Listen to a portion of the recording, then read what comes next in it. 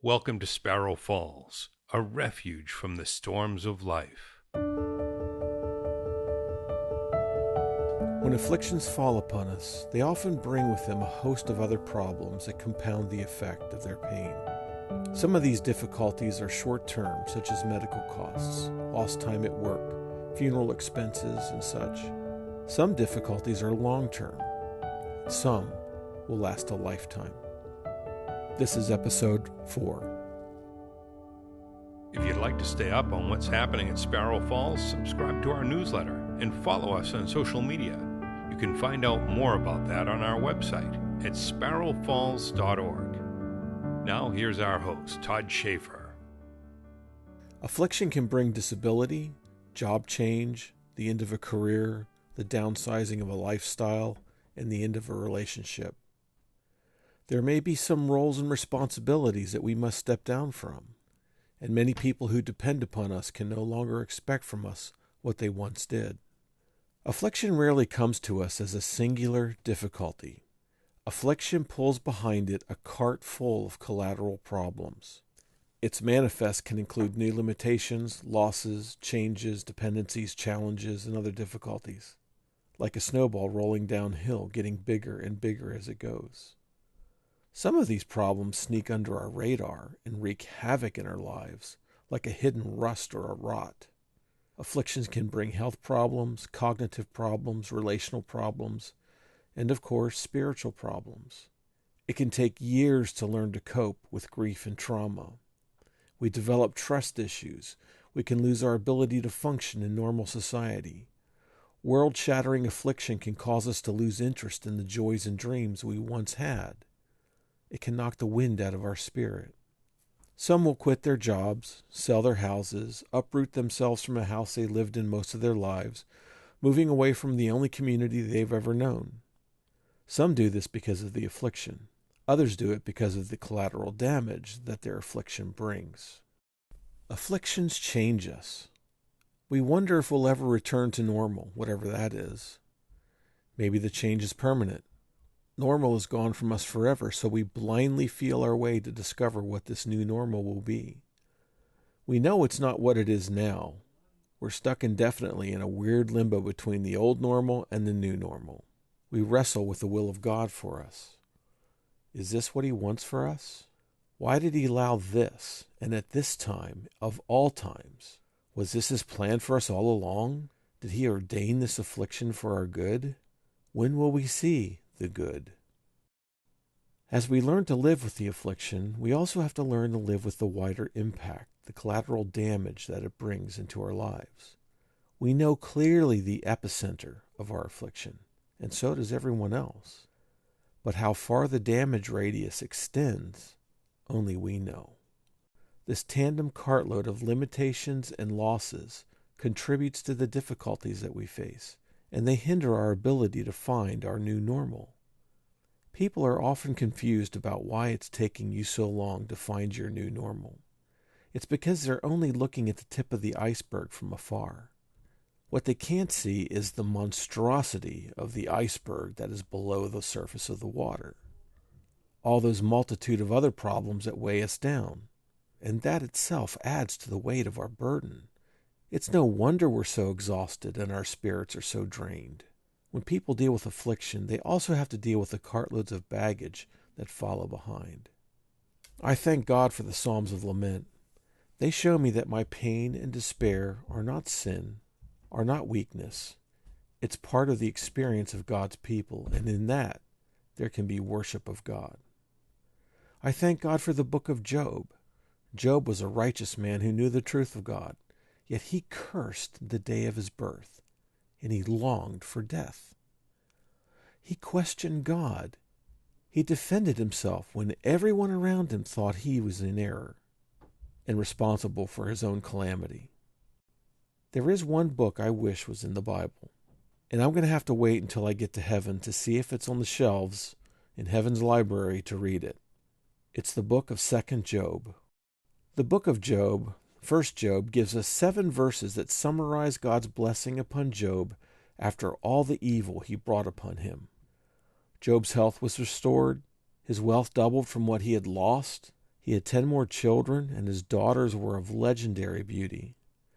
But that's all we have. 7 verses. Second Job would focus on what happened in Job's life between verses 9 and 10 of chapter 42, between the immediate end of Job's trial and Job's twofold blessing. How many years did it take for this blessing to come to fruition for Job? What were those years like for this broken, wounded man and his wife to recover and to learn to live again? How did they handle the long tail of such a tremendous calamity in their life? I don't think we understand the scale of the tragedy that Job and his wife faced, because we so easily look down at Job's wife because she told Job to curse God and die. This is a woman who lost all 10 of her children in a single day. Her family was bankrupt. Her husband was stricken by a horrible skin disease. Yes, Job was more righteous than she because he accepted both good and evil from God's hand. But I don't think we have a place to judge Miss Job. Who would we have been more like in their situation? We aspire to Job, and we think we would respond the way Job did. But like so many things in life, we tend to be 10 steps behind what we aspire to. I know the pain of child loss. I can't imagine the horror of losing 10 children. If losing 10 is 10 times the pain of losing 1, I can understand her response. Some preachers have said this statement of Miss Job reveals that she was not a genuine believer. I'd counsel them to hold their judgment until they've lost a child. But I am saying that what she said in a moment of tremendous pain and disillusionment does not define her faith or the lack of it. I don't believe so. Mrs. Job's reaction gives us a glimpse into the calamity that she and Job were living day in and day out. It likely took decades for Job to recover and rebuild his life. Even with God's blessing, God could have rushed his restoration. Perhaps the Sabaeans were conquered and Job's oxen and donkeys were returned, and the Sabaeans placed themselves in servitude to Job's house. Maybe the Chaldean ruler died, and his son who took his rule was a righteous son who decided to return Job's camels and gave him herds of sheep after learning the fate of Job's sheep from the fire falling from heaven. And just maybe, Miss Job had twins and triplets and repopulated their family in less than 10 years. Maybe. But God usually works through the common and the mundane. Mr. and Mrs. Job probably depended upon family and friends for their food and well-being until Job's full strength returned and he was able to become independent again. They had 10 graves to visit, no children to help them. Job had to help his wife, who lost her 10 babies. If their children had surviving spouses and children of their own, they would have needed care and comfort. The families of his servants had to deal with the loss of their fathers and husbands and sons. And Job would have been involved in this. And they had the agonizing grief and trauma of their own child loss and loss of employees. The calamitous impact around Job would have been unbelievable. It could have taken 20, perhaps 40 years for Job to see the blessings of chapter 42, verses 10 through 17. For those years, Job had to struggle not only with the scale of calamity, but with all the losses and limitations that followed in its wake. Imagine the birth of that first child, and all the work and all the emotions that would have come with that little life. God may have given Job 10 more children, but those children in no way replaced the children that Job lost. Job and his wife would have carried that pain of child loss to the end of their lives. Consider Jacob, who said he would mourn the loss of Joseph until the day of his death. And he almost did, because he was near his death when he learned that Joseph was alive. You see, the book of Job deals with Job wrestling with his immediate afflictions, the first afflictions. Second Job, an imaginary book that I believe exists somewhere in heaven, deals with Job wrestling with the cart of afflictions, limitations, and losses that follow in the wake of severe affliction. Many of those would have burdened his heart and his spirit. So what's the point of bringing all this up? Just this. When God visits affliction upon us, He also visits the attendant limitations, losses, and other afflictions that accompany it. The debilitating effects of grief and trauma, the brain fog, the lack of cognitive function, losing interest in things we once found joy in. Maybe we'll have to withdraw from pursuing that second degree or certificate, or that side business we hoped would allow us to quit our day jobs. We might have to stop serving at that camp, or step down from teaching Sunday school, or resign from that position on the community board. Our capacity to take on such things could be limited, and some of those dreams may need to be set aside, and they might even be lost. These collateral limitations and losses can sometimes turn into afflictions of their own, birthed from that first affliction. How many marriages break up after child loss? How many afflictions bring with them job loss, career change, or the end of a dream? We have good friends whose world was completely changed after affliction. The husband was diagnosed with a rare form of muscular degeneration.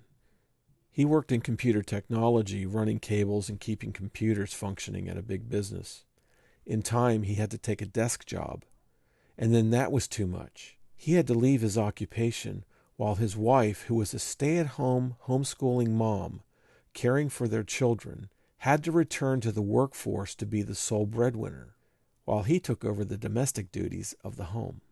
Both of them saw their dreams and their sense of role in the family dramatically changed.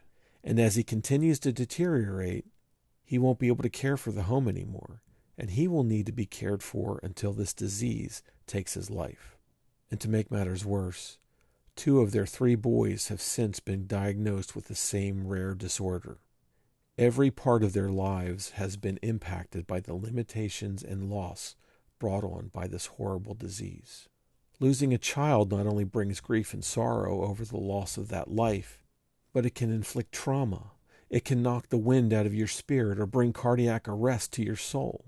You might just be at a place in your career where you are poised to reach those goals you've worked so hard for, but now that your child has died, you feel like your legs have been cut out from under you, and all of that skill, talent, experience you once had is in critical condition.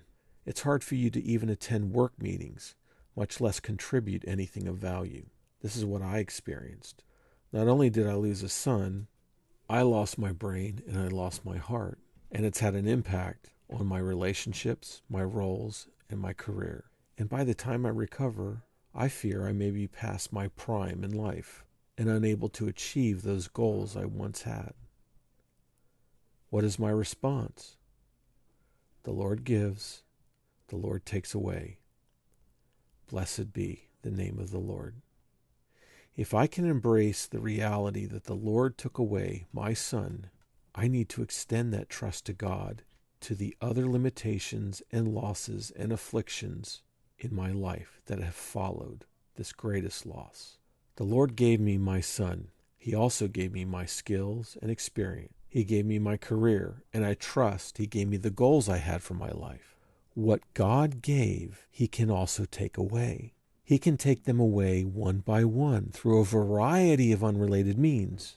He can also take them away through one affliction, one tragedy. He can remove that one card from our life that causes all the others to fall down. God is in control of every detail of our lives, from the affliction and from the limitations and losses that the affliction brings with it. Both the affliction and the card of collateral damage that it pulls behind it are in God's hands. Charles Spurgeon takes it a step further. He sees this pile of problems to be by divine design for our work. In writing to seminary students and pastors, he says this: "These infirmities may be no detriment to a man's career or special usefulness. They may even have been imposed upon him by divine wisdom as a necessary qualification for his peculiar course of service. Some plants owe their medicinal qualities to the marsh in which they grow, others to the shades in which alone they flourish. There are precious fruits put forth by the moon as well as the sun. Boats need ballast as well as a sail. A drag on the carriage wheel is no hindrance when the road runs downhill. Pain has in some cases developed genius, hunting out the soul which otherwise might have slept like a lion in its den. Had it not been for the broken wing, Some might have lost themselves in the clouds. Some, even of those choice doves who now bear the olive branch in their mouths and show the way to the ark, where in body and mind there are predisposing causes to lowness of spirit. It is no marvel if in the dark moments the heart succumbs to them. The wonder in many cases is, and if inner lives could be written, men would see it so, how some ministers kept at their work at all and still wear a smile upon their countenances. That's from Charles Spurgeon. Our afflictions and the baggage that they bring could be placed there to produce qualities and circumstances to shape our character, our work, our lives, and ultimately how we give glory to God. We need to embrace that first affliction, and we need to embrace everything that follows along with it. You're not outside of God's will because of these added forms of suffering, these limitations and losses and difficulties. They are all one, and they are all subject to the hand of God. We need to give ourselves the permission to deal with them, even when others can't see them. We may need to step down from volunteer ministry to give ourselves time to heal. We will need to hold up a shield against the fiery darts of our own self-deprecation for not handling things as well as we thought we should. We also need to hold up a shield against the fiery darts of our own self-deprecation, our own self-criticism for not handling things as well as we think we should. We need to cast off the expectations of others and their criticisms. We also need the wise counsel of others who know us, who understand our suffering, and who have gone through these waters before. You need to give yourself time to adjust to this new life, this new experience, this new world. You need time alone, without distraction, to work through this with God and His Word. Without the medicating salve of prayer and the surgeon's hand found in Scripture, our adjustment is going to take longer. Do not neglect your soul in the midst of this disorienting landscape of your life. We need this tether to the hand of God, and we need to learn how to deal with our situation without being swallowed up by bitterness and despair. Satan prowls around like a roaring lion, seeking those he may devour. What do predators seek? They look for the weak and the wounded. Satan looks for us in our weaknesses, in our woundedness. Our pain and our afflictions cause him to salivate. We aim so much strength and so much energy at this primary affliction so that we can respond in a godly, biblical, and victorious manner. And then, often, it's those secondary afflictions, those unexpected and attendant forms of suffering that catch us off guard and cast us to the ground. Job wasn't restored overnight. This man whom the prophets recognized as one of the most righteous men in the Old Testament. The Bible doesn't use the term restored to describe Job. Job was blessed, not restored. Affliction can mark us for life. It's often something we have to learn to live with, even when the first affliction has been cured. And what we do know is that Job trusted in God for all of his affliction. And even though we don't have the book of 2nd Job to turn to, what we do know is that Job trusted God for all of his affliction. He trusted God for the inconceivable calamity that fell upon him. And he trusted God for the decades that it took for God to bring him to the blessing of Job chapter 42, verses 10 through 17. Sparrow Falls is the ministry of Todd Schaefer. You can find our website at sparrowfalls.org. That's sparrowfalls.org. We hope to see you again, and though you walk in the midst of trouble, may God in His Word revive you and renew your hope. We look forward to seeing you again at Sparrow Falls.